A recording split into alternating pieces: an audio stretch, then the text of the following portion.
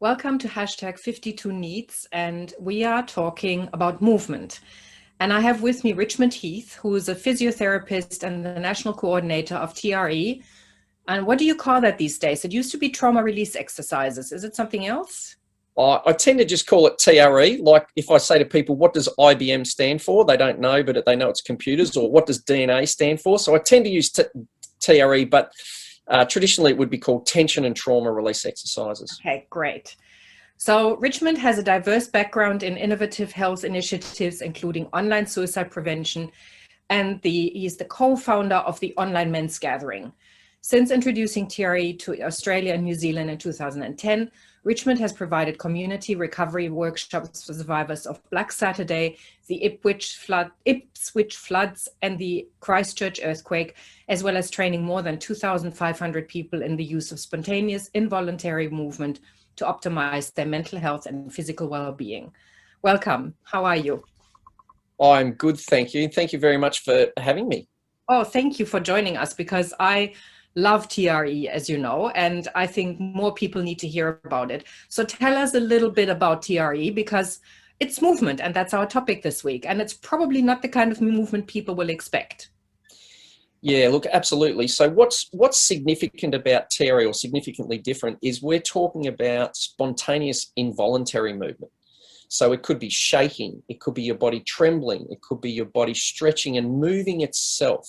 Mm-hmm. And that's where it's different, because just about all the other forms of movement we do, of course, are consciously directed movements. And TRE is like a modern Western way of working with this spontaneous involuntary movement response that we all have inside us, working with it from a kind of Western scientific model, because there are many traditions and cultures that have used this phenomenon of spontaneous involuntary movement all around the world, from the Kalahari Bushmen, who refer to themselves as the keepers of the shake. You've got Katsujun Undo, which is loosely translated as regenerative movement in Japan. You've got Seiki Jutsu, which is roughly translated as life force yoga, which the ancient samurai used to use. In our Western culture, we tend to only really experience or notice spontaneous movement when it's shaking or trembling or tremoring associated with a shock or a trauma or stress or anxiety. And unfortunately, in our Western culture, we've completely misunderstood this reflex, because we think that if I'm shaking, that's a sign that I'm scared or anxious or in shock.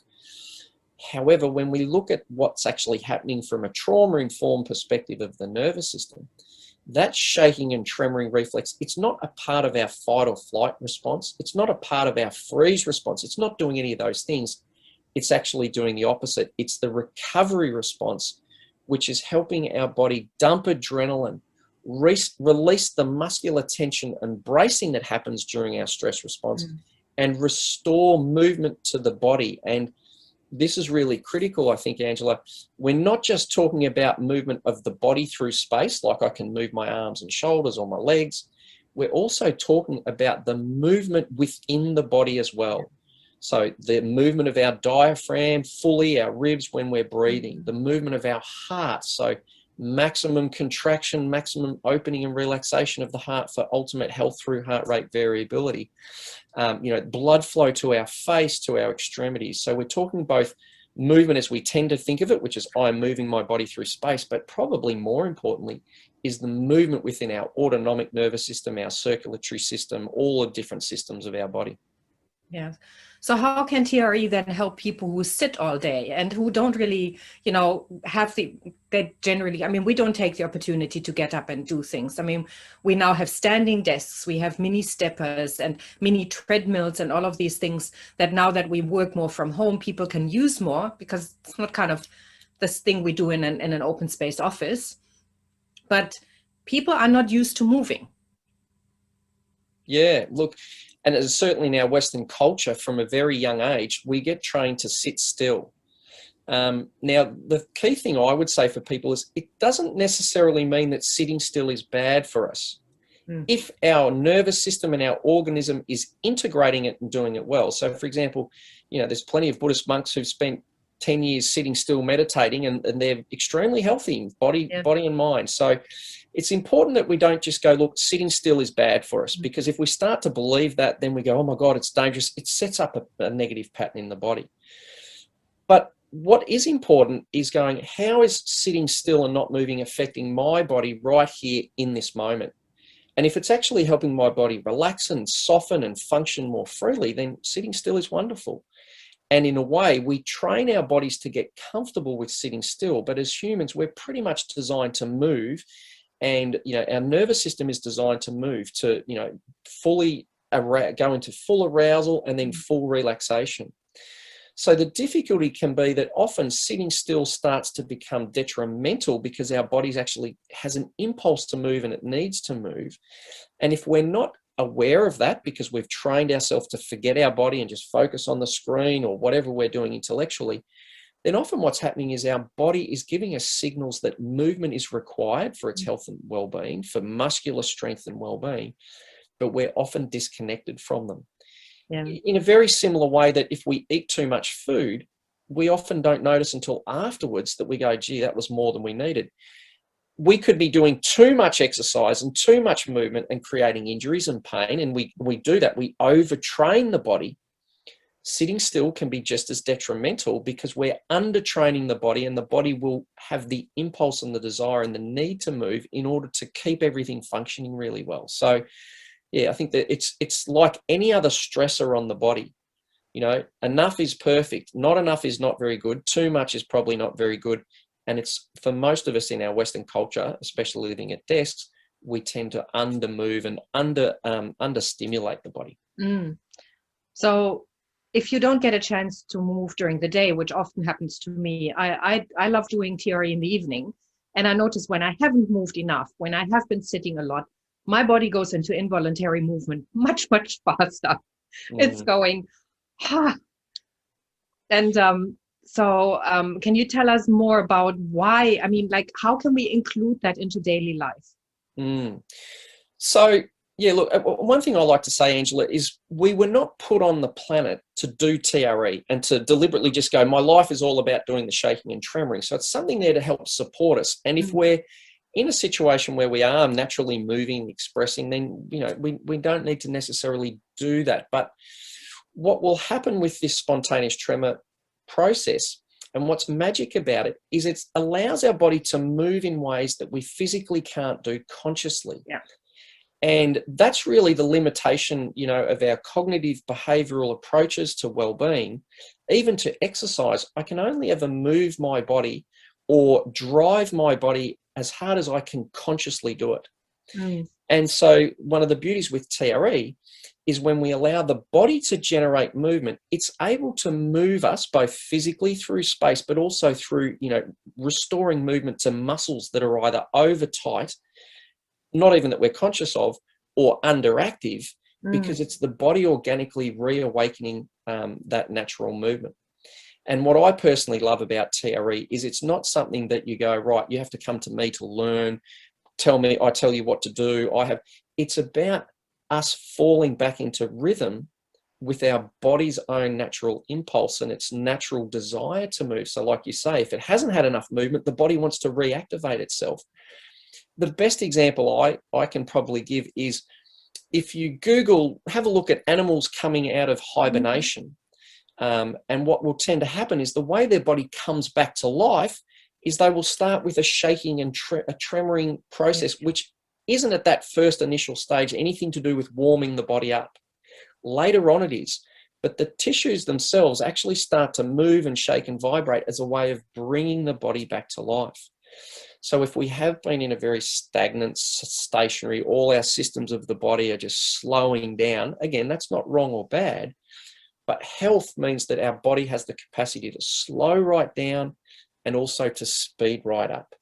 And so if we're constantly in a slow, still, underactive process, if we're not engaging the body's capacity to move, the heart to pump blood, cardiovascular train, all of those things, then we're naturally going to start to lose those capacities. And so with TRE or any other form of spontaneous movement practice, what it means is the body is given a time and a space to allow itself to bring itself back to life. And that's probably even more important when we're really stressed out. I mean, it's not just sitting and contracting, but when I answer 50 emails a day, and I've got God knows how many conversations with people, and maybe not all of them are really happy, and I'm working in a stressful environment, like somebody comes at me from behind while I'm working all the time. That's, you know, when we're in open space offices, or all the other interruptions that constantly jerk the system into, you know, there's something happening that I can't control. I mean, I love it in the big offices when people come from behind. You know, that's a very unsafe position for the body to be in. And I don't know the research about it, but I'm sure that it triggers an adrenaline response every time, or a cortisol response of somebody taps me on the shoulder. That's survival, threat to survival. So if I go through this every day and I don't shake that out, I don't move, I just sit there, I'm sure that the body stores that. Is that true? Yeah, look, so you raise a really important point, which is that first and foremost, our stress response is about movement. It's about either creating movement so that we can get away or fight, and so mobilizing us. But if that doesn't help, then the other part of it is actually about stopping movement, or what we call the immobility response or the freeze response, where literally the body just creates tension. So, you know, if you're sitting here, listening to this interview, right now, even if you feel like you're having the best day in the world and you feel totally relaxed and excited, if we get a massage therapist to come in and push into the body, there are parts of our body all over us that are holding tension that we're not even consciously aware of. There are other parts, because of that tension, that are actually underactive, deep core stabilizers, for example. But none of those patterns are conscious, and they're not meant to be conscious. We're not meant to be consciously activating our core. It's meant to just work dynamically. So when we recognize, Angela, that our stress response is ultimately about movement, and most of us, you know, we relate, what do we say? I got tense. You know, none of us are consciously lifting our shoulders up to get a sore neck and holding our breath.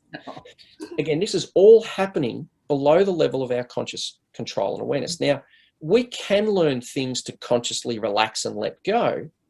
But I always like to say to people, okay, lie down on the floor. I want you to let go of tension that you're not even consciously aware of yet. Well, of course you can't. But your body is aware of that tension. So what's magic about these spontaneous movement practices like TRE is we're allowing the body the space to go through its natural discharge. And at the most basic level, when we get stressed, we get tight. It's not conscious. And in order for the body to let that go and let it know that it's over and we can relax again, there's often a shaking or a tremoring, like we see in all sorts of mammals. You know, after a car accident, there's been the bracing and the shock. The shaking is not shock. It's how the body lets go of shock. Another word for shock is immobility or bracing in the body.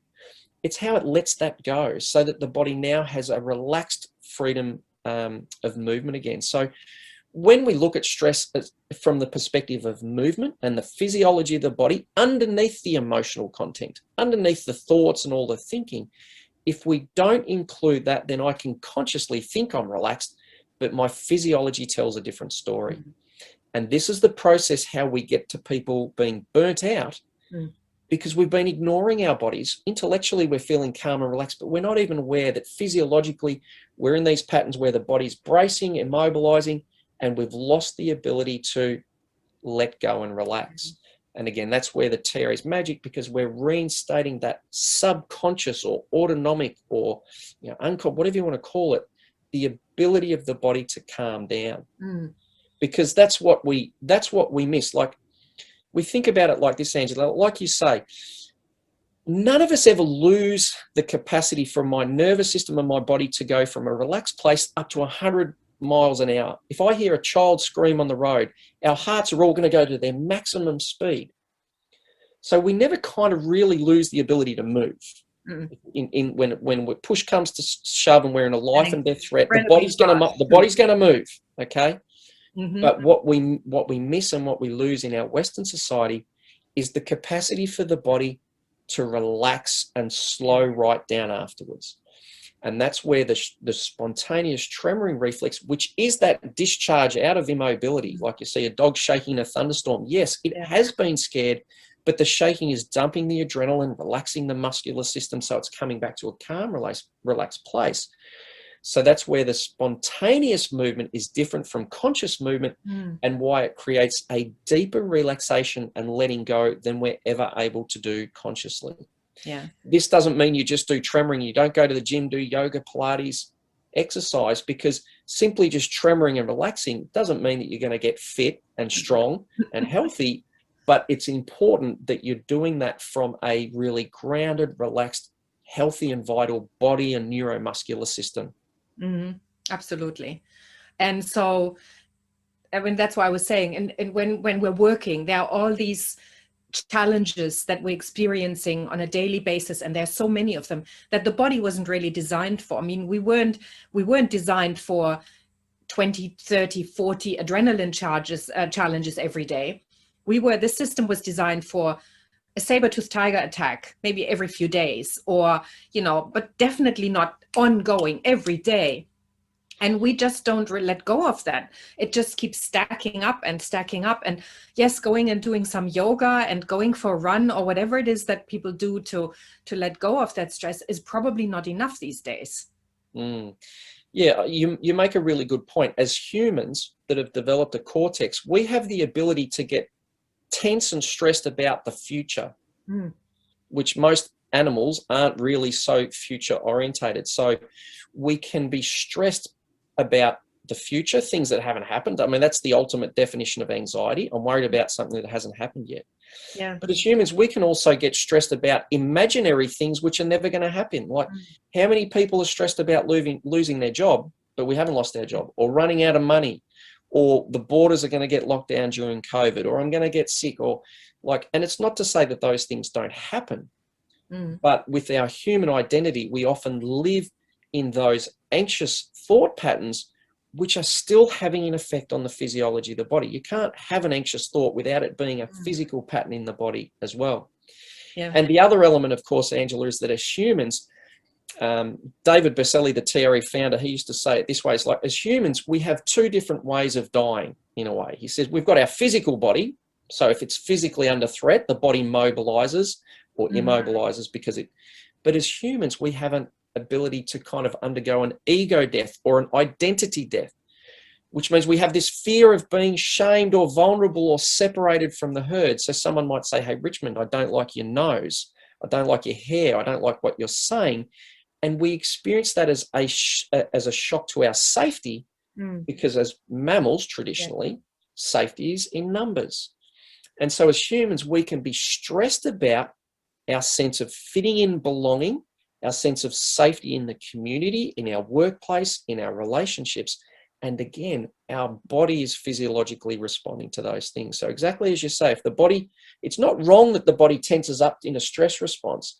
The problem is when the body doesn't automatically and subconsciously let that go as well. And again, that's all we're doing with TRE is we're reinstating the full stress cycle, which is to go into a stress response and come out of a stress response. We go into these responses subconsciously and reflexively. It's not a conscious process. And what the beauty of TRE is, rather than only using cognitive or consciously directed things to calm our body down and restore natural movement, we are reinstating the body's own natural response that we were all born with to actually complete that discharge and restore movement again, both physical movement, so I'm flexible to move and do whatever I want to, but more importantly through the physiology of my body and all those subtle little bracing patterns that I'm not even conscious of. Yeah. You made a really good point earlier. I think it's really important to note that, I mean, that's my understanding anyways, that our body actually makes no difference between a saber-toothed tiger attack and somebody challenging us on our competence, as you said, or on our social status.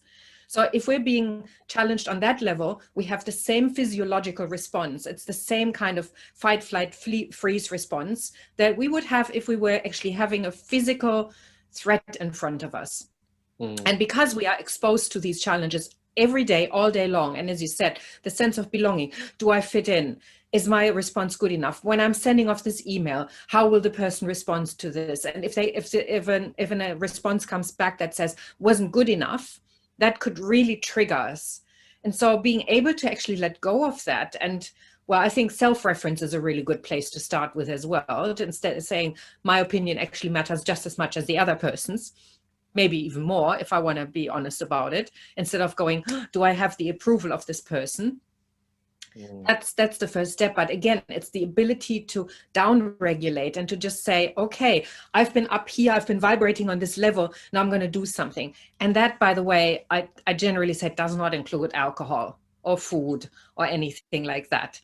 So movement is a much healthier, and TRE much healthier and much more life restoring option.